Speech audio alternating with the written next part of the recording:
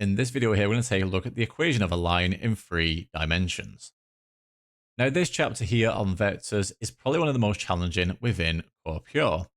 It builds on prior knowledge of vectors, as well as introducing new concepts for vectors, such as the scalar product of 2 vectors. So, I obviously don't want to put anyone off this whole chapter straight away before you've even seen any content.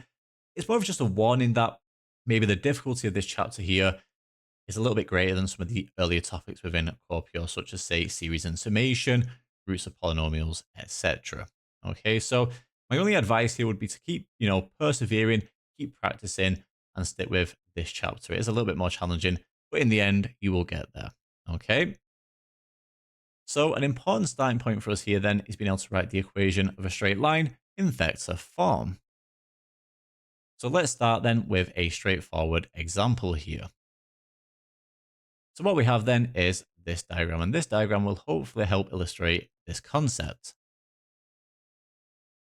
So as we can see then from the diagram on the right here, we have a straight line that passes through a given point A with position vector A. And notice that this line is parallel to the direction vector B here. Okay, so this is my direction vector B. So if we have these two vectors here, right? So we've got the vector AR, so that's from A to R here. We can see that on the diagram here then, that is equal to lambda b, where lambda is simply a scalar. And we also have this vector here then OA, so from O to A here, which as we can see is simply given as A. So in that case then, the vector OR here, so from O to R, that is given as the vector OA plus the vector AR. So we go from O to A here, and then from A to R. And in that case then, if the position vector of the point R is given as R here, then in that case, R is equal to A plus lambda B.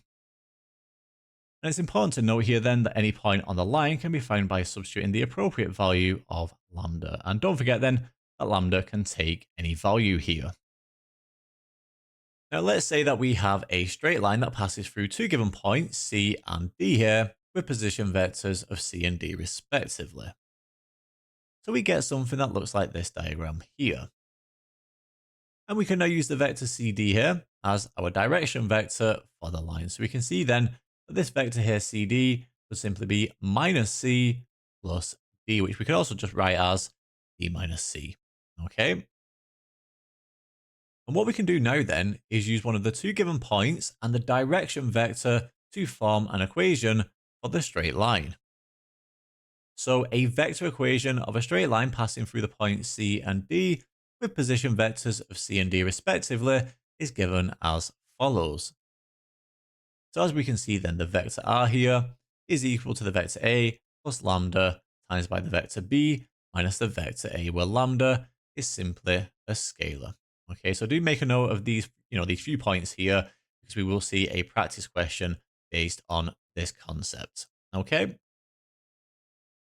Now, we also need to be able to write the equation of a line in 3 dimensions in Cartesian form. So all this simply means here then is that the equation is given in terms of coordinates relative to the x, y, and z axes. So if the vector A here is equal to A1, A2, A3, and the vector B is equal to B1, B2, B3, then the equation of the line with this vector equation here of R is equal to A plus lambda B, this can be expressed then in Cartesian form as follows.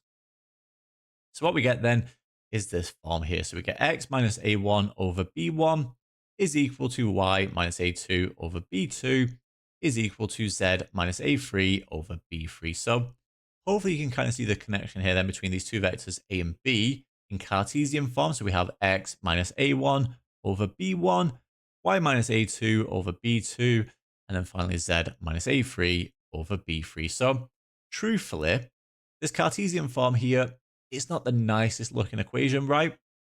But it is probably the nicest way we can express it here in Cartesian form. Okay, and we will use this throughout this chapter quite extensively here. So make sure you familiarize yourself with this Cartesian form then. Okay. Now just note then that each of the 3 expressions is equal to lambda. And we'll see that here for the derivation in the next video. Okay.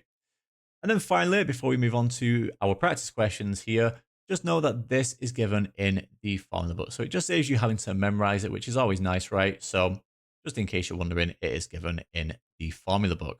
Okay. So there we have it. That gives us everything that we need here then for our introduction to the equation of a line in 3 dimensions. All we're going to do now is just take a look then at 2 practice questions here for the equation of a line in 3 dimensions.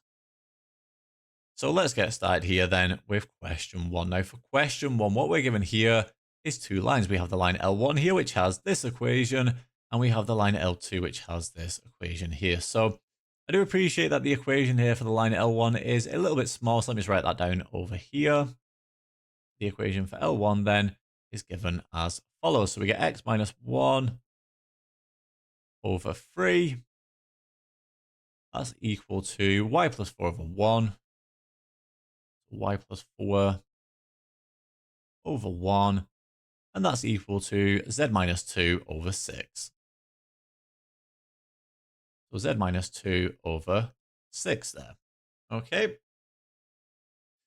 So it asks us to show that L1 and L2 are parallel here. So how do we do that? Well, to get us started, what we need to do here is consider the direction vectors. So if we can obtain the direction vector here for the line L1 and the direction vector for the line L2, then if they're parallel, we should be able to show that the direction vectors here are a scalar multiple of each other. Okay. So let's start then with the direction vector here of L1. The direction of L1 here is given as follows. So this will just be a vector, right? My direction vector here. Well, this is my line L1 here. And don't forget then, our direction vector here is B1, B2, and B3. So for this equation here in Cartesian form, this is B1, this is B2, and this is B3. So I get 3, 1, 6 there as my direction vector. Now let's do the same here then for the direction of L2.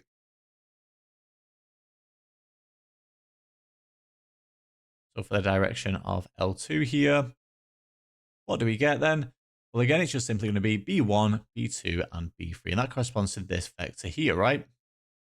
So that's B1, that's B2, and this here then is B3. So for my direction of L2 here, I get 6, 2, and 12.